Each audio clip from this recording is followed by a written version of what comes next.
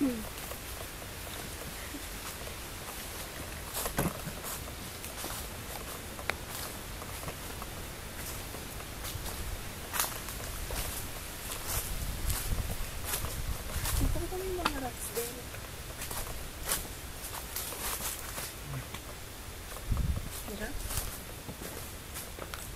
ito naman ho, itong buildings na to.